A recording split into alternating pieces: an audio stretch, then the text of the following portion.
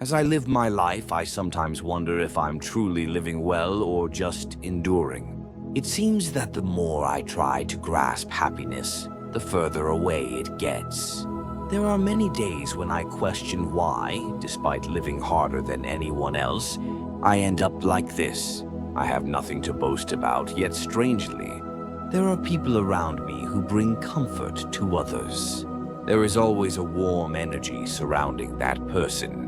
When we see someone whose words and laughter seem to radiate happiness, we often say that person is truly blessed. One day, a disciple who was beside the Buddha asked, "Master, where does fortune come from? Is there a reason it only stays with certain people?" The Buddha quietly closed his eyes and spoke. Blessings follow the heart of a person. If there is tranquility there, blessings will also stay. It is said that blessings reside in a heart that knows how to let go of grasping hands and instead caress others. Today, I would like to start with that very story. What is the common thread in the hearts of those who attract blessings to themselves? Fortune is truly strange. Some people have nothing, yet their surroundings are warm, while others are wealthy but somehow appear lonely. When people often talk about fortune, they think of things like money, health, children, and honor. However, the Buddha first looked to see if fortune could dwell in a person's heart. One day, a disciple approached and asked, "Master, I want to receive fortune. I have been praying hard and giving generously. However, life is still hard and lonely. What could be wrong?" The Buddha took him to a small pond without saying a word. Then he handed him a handful of dirt and said, "Sprinkle this dirt on the water." When the disciples sprinkled it, the dirt quickly spread over the water, making the pond murky. Seeing this, the Buddha quietly said, "No matter how much merit you accumulate, if your heart is impure, blessings cannot stay. The heart is like water. Clear water casts a clear shadow, while murky water cannot hold anything." A common characteristic of those who receive blessings is that their hearts are pure. This purity is not flashy or extraordinary. A warm gaze that contains sincerity in small words and momentarily pauses to acknowledge the pain of others. Within such a heart, blessings naturally find their place. The natural inner change begins from a heart that does not chase after these blessings. The feeling of, "Why am I not blessed?" transforms into a determination to protect this heart well. The Buddha also made this analogy. Blessings are like birds that fly away from those who chase them and quietly settle on the shoulders of the calm. Ultimately, blessings do not come from the outside, but bloom from the tranquility within us. Some people always bring a sense of calm. They may not say much, but just being there puts my mind at ease. What is it in their lives that makes them so comfortable? It's the heart that makes others feel at ease. That heart attracts blessings and keeps them close. Now, it would be good to pray like this. Instead of asking for blessings to come to me, please make me a person who can stay without blessings leaving. The following story will share the difference between words that bring blessings and words that scatter them, based on the wisdom of the Buddha. Words have energy. Some words warm the heart, while others can even close the door to blessings. We often speak thoughtlessly, asking ourselves, "Why am I like this? Why is there no good in my life?" Such words cause the heart to close off. A monk said to his disciple, "When good fortune comes, you should speak less. When good fortune is about to leave, you should speak even less." The disciple asked, "Why does speech bring good fortune and also drive it away?" The monk replied with a gentle smile, saying that words are the door to the heart.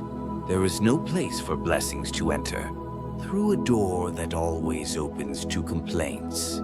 Words that invite blessings are always quiet and warm. "Thank you, I appreciate it." Even a simple greeting like, "I've been doing well," carries the heart within it. and blessings come along with it. On the other hand, words that scatter blessings are sharp and cutting. Words that compare others, blame the world, and treat oneself carelessly. Those words carve oneself and wound others, creating a place where blessings cannot stay, the Buddha said. If you want blessings, first speak blessed words. Blessings move according to those words. The words we say to ourselves at the start of the day. Let's do well today. It will get a little better. Those words quietly lift the heart. Some people are quiet, yet their words carry strength. That's because those words are drawn up from the heart. There is no need for many words. If there is warmth in even a single word, that is the seed of blessing. To hold back words does not mean to remain silent. Words that can bloom blessings are more meaningful than meaningless words. It means to carefully choose a single word. If you can express a simple thank you to someone today with a smile, that single word of yours may already be where the blessings reside. Blessings choose where to stay by themselves. Words are important, but what is deeper is the attitude towards life that those words convey. One day, a disciple asked the Buddha, "Master, I understand the words that bring blessings. Then what actions make blessings stay?" Instead of answering, the Buddha quietly took his disciple towards the village. While walking, they came across an old man covered in dust. The passers-by turned their heads and hurried on, but the Buddha paused for a moment, and he told me to keep an eye on that old man. The disciple was puzzled but followed him. A little while later, a woman approached and quietly picked up the bowl that had fallen at the old man's feet and handed it to him. The old man slowly raised his head and closed his eyes without saying a word. That evening, the Buddha said, "Blessings bloom quietly in places where no one sees." Just like the actions of that woman, people often forget to act appropriately while hoping for blessings. Small considerations and minor kindnesses, even if not explicitly shown, convey warmth. Such actions create a space for blessings to settle. Ultimately, blessings linger on the path that crosses from heart to heart. We often say that we shouldn't just live kindly, but hidden within that statement is a sense of disappointment, that my kindness hasn't brought any rewards. The Buddha knew such hearts, so he spoke. Blessings do not keep score. They simply remember the places where they can rest quietly. There is no special skill required to create actions that invite blessings. It is simply the mouth that does not speak of others' faults, the feet that approach those who seem uncomfortable first, and the composure to consider others even when difficulties arise. Each of these attitudes captures the footsteps of blessings. People believe that fortune comes like luck, but in reality, fortune is always watching to see if it can stay with this person. Today, the hand you extend and the words you hold back can change the course of that fortune. When you are around certain people, you strangely feel at ease. They may not speak much or have anything particularly special about them, but just sitting next to them makes you feel less breathless and helps organize your thoughts. Such a person doesn't possess something grand, rather. They know how to handle themselves. The Buddha referred to such individuals as those with a calm mind. One day, a disciple asked, "Master, some people are always blessed while others seem to struggle so much." It is said that the Buddha spoke of this. There are those who have a heart that takes a break, and in that heart, even the wind quietly rests. This means that ultimately, both the fortune of life and the connections between people find their own place to settle. In the moment you quietly held back your anger, perhaps a warm destiny lingered over that silence. Those who govern themselves do not seek to teach others. Instead, they hope that others can find peace in the places they have passed. Such a person does not need praise or noticeable success, because that person's day has already been a refuge for someone. The Buddha always saw the heart of an individual even amidst the chaotic crowd. If there is someone who does not lose their heart in this noisy world, that person quietly receives the serene blessings of life, radiating warmth without saying a word and conveying abundance, even when it is not visible. That is the true power of staying. A person's fortune, opportunities, and connections naturally begin to approach such a heart little by little. In clear water, wildflowers bloom naturally and small fish come to rest. That tranquility lasts as long as no one throws a stone. The human heart is the same in a heart clouded by greed. No matter how good things are, they cannot stay for long. However, for those with a transparent heart, even small connections and unexpected opportunities come as if they recognize themselves. By the Buddha's side, those with pure hearts always gathered. Among them were those with great wisdom, but there were also those who had learned nothing. But the Buddha did not compare anyone. He only looked to see if that person's heart was pure. Once, a disciple saw an old man who had collapsed and fallen asleep by the roadside. And as he passed by, he grumbled, "Do we really have to take care of someone like that?" It is said that the Buddha quietly sat next to him and spoke. Clear water can also embrace muddy water. The greater the embrace, the more things linger in that heart. We often ask, why is it only me who is having such a hard time? Why am I the only one who keeps suffering losses? However, a person with a clear heart changes the question from, why? Only me? To, how can I embrace this? Being clear does not mean being untainted. It means knowing that even if it gets cloudy, it can settle again, and even if it shakes, it can return to its place. People gather around such a heart, opportunities peek in. Life quietly settles down. Without striving to gain something, a place for life is already prepared within. And next to such a person, my heart gets organized without me even realizing it. That's not an explanation, it's the resonance that the heart itself gives. We have all met such a person at least once. Like that person, it's now our turn to develop such a mindset. When we think of a person with a lot of blessings, we easily imagine someone who is generous. Money, time, relationships, yet strangely, the person who remains in my memory is not the one who had a lot, but the one who quietly stayed by my side. There was a disciple like that beside the Buddha. He had nothing to boast about, no wisdom, and no special abilities. But every morning he would organize the shoes of his fellow practitioners and offer warm tea to the passing monks.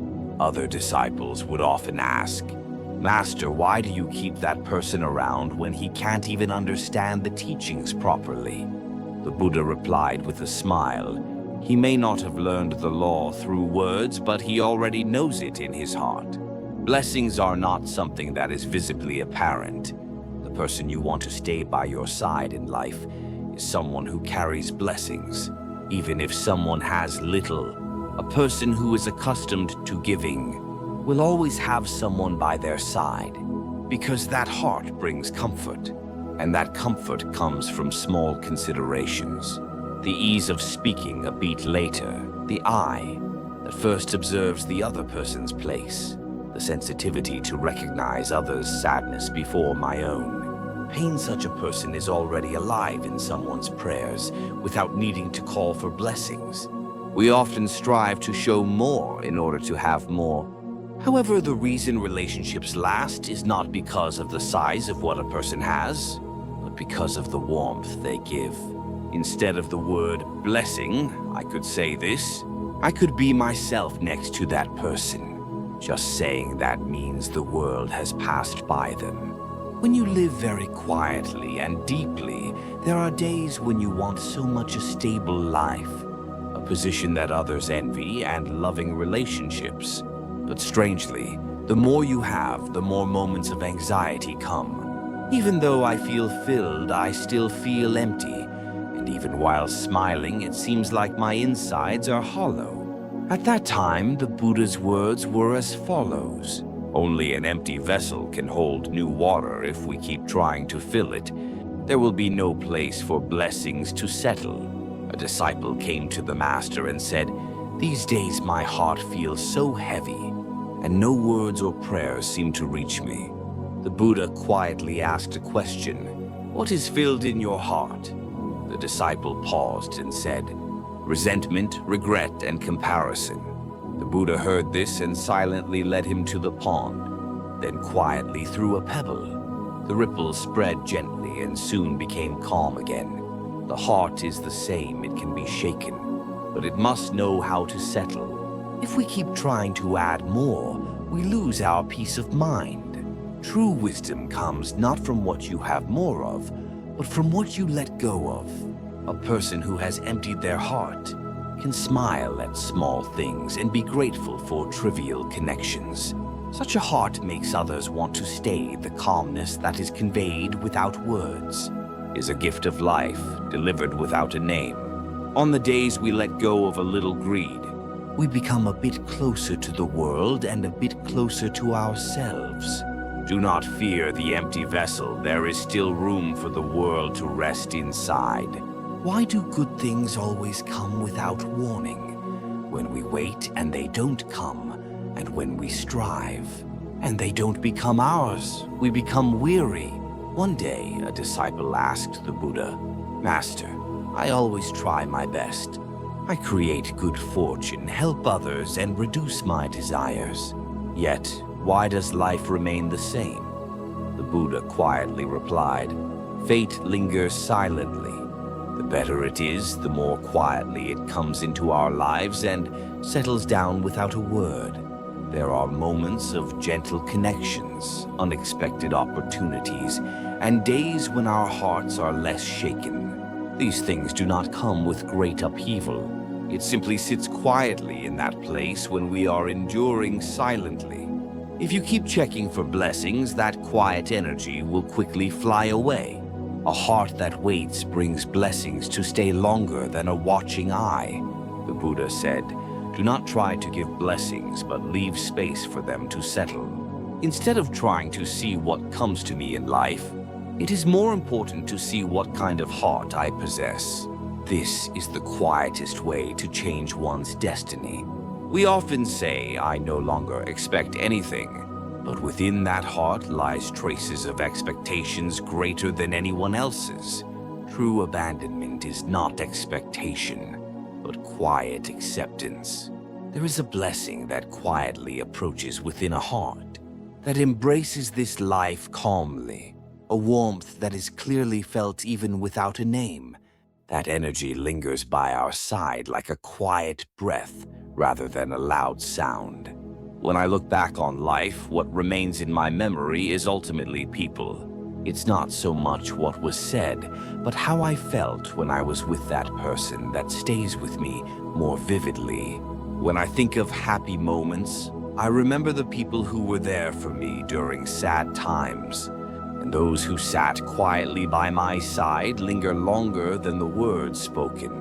When we talk about blessings, we often think only of what comes to us. But in reality, the greatest blessing is the people who stay by our side. This is a story shared by an old monk one day. One monk who had spent a long time with us at the temple became unwell and had to leave. Everyone felt sorry to hear that he left without even saying goodbye. But the monk said, "That person is no longer here, but the heart they had still remains." The true blessing we should cherish is the presence of people. A life that is careful with words, shares hearts, and does not forget small gestures of sincerity. All of this remains in people's hearts and becomes a long-lasting bond. The Buddha also said that those who practice silently together are the greatest treasures. A person who stays by your side is someone who has peace in their heart. Such a person may not be particularly remarkable, but they are always remembered as a warm spot in someone's heart. Throughout life, we encounter many connections, but only a few remain in our hearts rather than just in our minds. In the end, what protects us is not what we have gained, but who has been with us. Even without speaking of blessings, if one person stays by our side, it may already be a life full of everything. All connections come and go. People, luck, and time cannot ultimately be held in our hands. And the only thing we can truly keep is our memories. We often ask ourselves, what do I have left? But the Buddha rephrased that question a bit differently. What have I left behind? Ultimately, blessings are completed, not by how much I have, but by what I have left in this world. If there is someone who quietly smiles in someone's memory, that person has truly lived a warm life. Good energy favors those who know how to wait. The energy stays longer and fills life for those who quietly refine their lives and accumulate each day. And the greatest strength in maintaining that flow is a heart full of gratitude. A heart that can be grateful for being in this moment, whether big or small, transforms into a place where more energy can dwell. Gratitude is a stream that attracts good fortune and the roots that hold on to that flow. So it doesn't leave. Good fortune does not easily drift away when you are near someone who knows gratitude. Another thing is that to keep this warm flow for a long time, one needs a heart that knows how to share.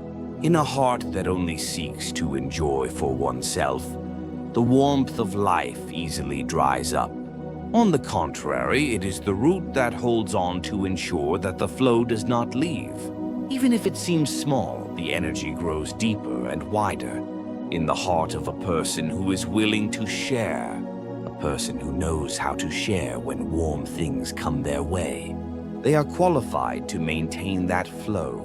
Now we know that good things are not just about coming. It is more profound to protect our hearts, so that those good things can stay within us for a long time. A heart that knows how to be grateful and share will not easily let opportunities slip away. Good flows quietly but surely stay, close to those whose hearts are prepared. I strive to welcome good connections, keeping my heart intact so it doesn't scatter, and quietly organizing my life to share that energy. At the end of that journey, we realized that what I was searching for was not something grand, but rather the warmth of life that quietly embraced me in the moments of each day. Blessings do not come in large waves, but rather in the ability to cultivate a perspective that sees life a little more warmly. The Buddha often used the lotus flower as a metaphor. The lotus blooms. Even in the mud, its fragrance does not linger. But in the hearts of those who remember it, that flower continues to blossom. What we call blessings are ultimately like that fragrance. The moments when we smiled for someone else remain the longest, more than the memories of living for ourselves. The place you left is quickly forgotten, but the warmth you left behind does not disappear. That warmth is the blessing you have left behind. It may have been the greatest comfort. Blessing is not a fortune that comes by chance, but the warmth of life that slowly accumulates on the heart. The Buddha said, "Blessings do not come from afar, they dwell in a prepared heart, and follow that heart." This video gently guides you on what mindset you need to cultivate. First, in order to attract good fortune as the flow of life begins to change. I hope your day is filled with the path of calling forth blessings, protecting them, and sharing them. Today, I bow my head deeply to you, who endures, smiles, and perseveres with that heart. I sincerely hope that your dedication leads to more connections and merits. This was the channel of Amitabha Buddha and Avalokiteshvara. Have a peaceful day.